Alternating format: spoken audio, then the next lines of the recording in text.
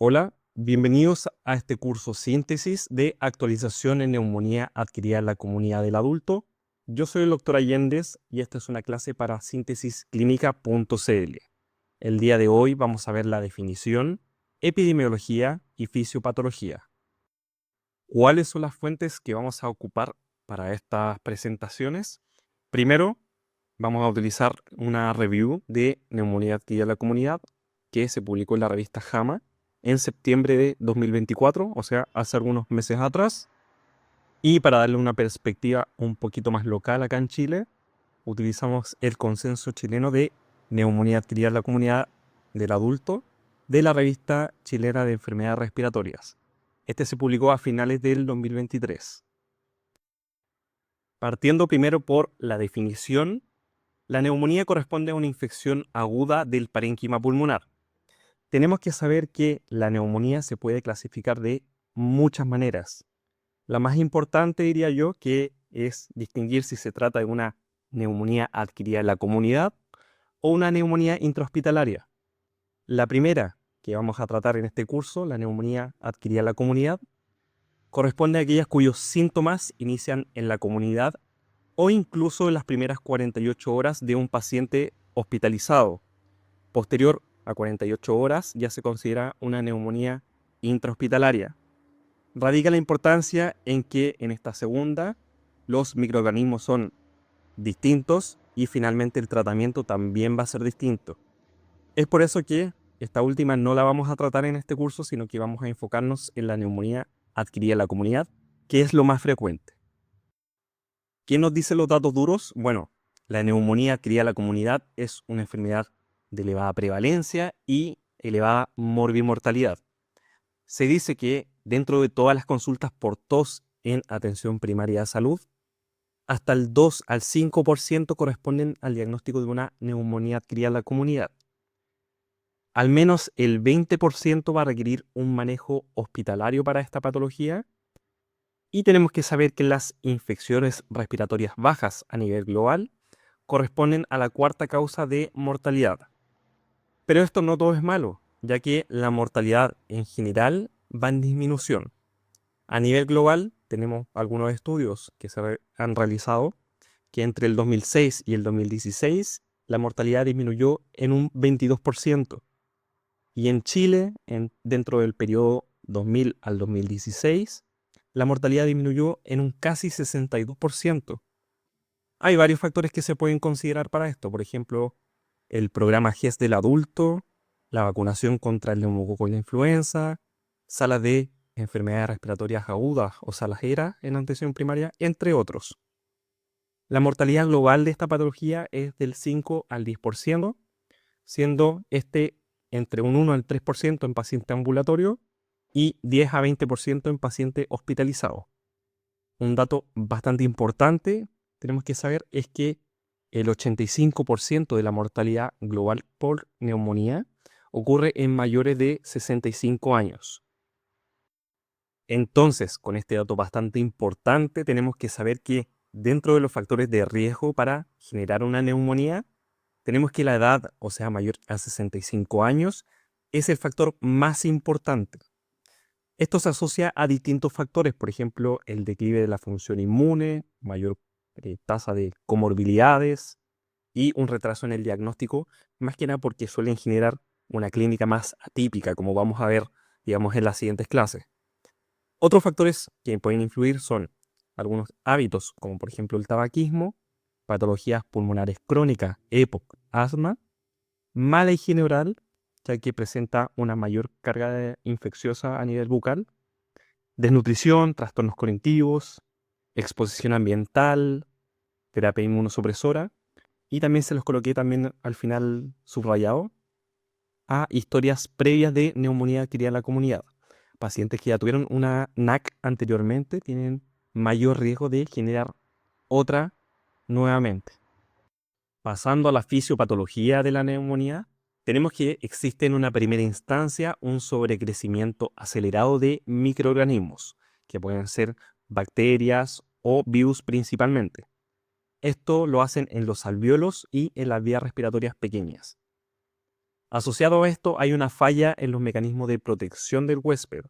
Por ejemplo, falla en el reflejo de la tos, de la depuración mucociliar, que les coloqué una imagen aquí abajito, donde hay células en la vía respiratoria que generan muco y con los cilios se van empujando hacia vía respiratoria alta para ser expectorados o tragados finalmente, que es un mecanismo de defensa bastante importante.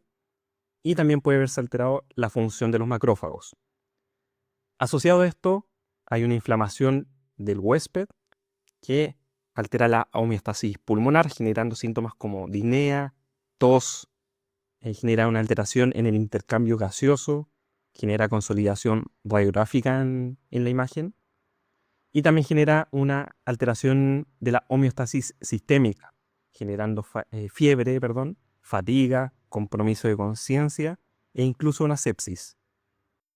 Hablando específicamente de la transmisión viral, la gran mayoría de los virus, incluidos el SARS-CoV-2 o COVID-19, se transmiten principalmente por aerosoles o partículas pequeñas, menores a 5 micras.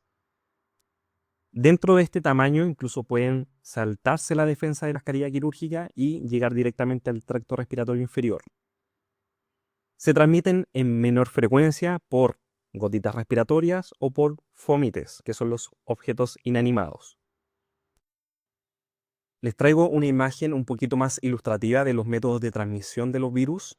Tenemos en la parte izquierda la transmisión por gotitas respiratorias que se expulsan, por ejemplo, al toser, al estornudar, que estas son bastante grandes, son un poquito más complicadas que lleguen a vía respiratoria baja. Y tenemos el método principal, que son las partículas que quedan suspendidas en el ambiente. Y como les dije, pueden saltarse cualquier barrera y pueden llegar bastante lejos. Estas son las que son más pequeñas, menores a 5 micras.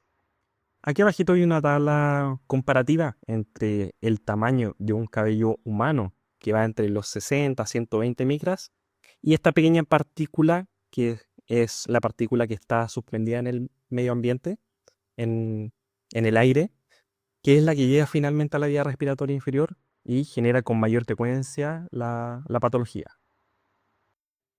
Pasando a la neumonía bacteriana, a pesar de lo que se creía anteriormente, tenemos que saber ahora que los pulmones no son estériles. Están expuestos constantemente a distintos microorganismos, ya sean bacterias y virus. Y en él conviven bacterias de origen orofaringio. Estas tienen un rol activo ya que contribuyen en la calibración inmune del huésped. Y la neumonía bacteriana en realidad se ha planteado como una desregulación del microbioma de la vía respiratoria y donde finalmente por esta desregulación aparece un organismo dominante que genera la patología. Hay distintos factores que pueden afectar esta dominancia patógena, por ejemplo, cuadros virales previos, aspiración aumentada del contenido faríngeo o gástrico, algunas alteraciones inmunes locales, alteraciones en la función ciliar de los macrófagos, o incluso el uso previo de antibióticos que seleccionan unos microorganismos mucho más resistentes. Y solamente un par de palabras sobre la neumonía por aspiración, la cual tradicionalmente se conoce como que es producida por una microbiota anaeróbica, pero en realidad dentro de todos los estudios que se han realizado, incluido uno que les voy a mencionar, que en pacientes con sospecha de NAC aspirativa versus no aspirativa, en realidad el estudio mostró que los microorganismos que generan la patología en realidad no son tan distintos.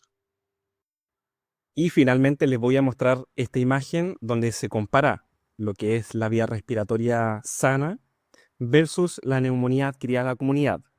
Se identifican aquí tres variables principales, siendo la primera lo que es la migración de los microorganismos al tracto respiratorio inferior.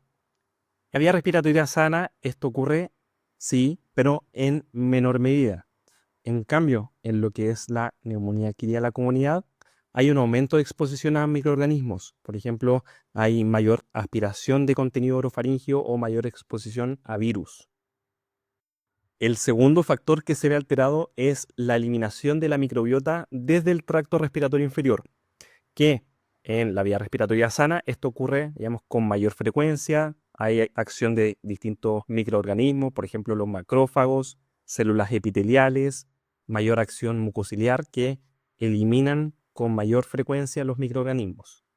En cambio, la vía respiratoria baja, en neumonía adquirida en la comunidad, hay varios factores que pueden estar alterados. Por ejemplo, lo que es la depuración mucociliar que les comenté anteriormente, que puede estar alterado por patologías crónicas respiratorias, EPOC, eh, eh, uso de tabaco, algunas alteraciones en la función inmune, por ejemplo, que estén disminuidos, secundario de edad, también tabaco, uso de corticosteroides, entre otros. Finalmente, lo que es la reproducción de los microorganismos en el tracto respiratorio inferior, esto ocurre en el paciente sano en mucha menor medida, ya que hay distintos factores, por ejemplo, baja cantidad de nutrientes, algunos factores, por ejemplo, el surfactante que inhibe el sobrecrecimiento bacteriano, que ayudan a que la reproducción en general esté inhibida. Lo que ocurre en la neumonía adquirida en la comunidad es que hay distintos factores, por ejemplo, hay mayor edema, mayor mucus, que pueden predisponer a que haya mayor cantidad de nutrientes y finalmente una mayor tasa de reproducción.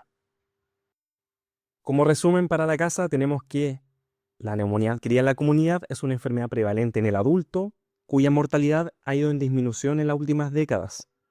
La mortalidad principal se centra en el grupo de adultos mayores, mayor a 65 años, y este constituye el factor de riesgo más importante para contraer una neumonía adquirida en la comunidad.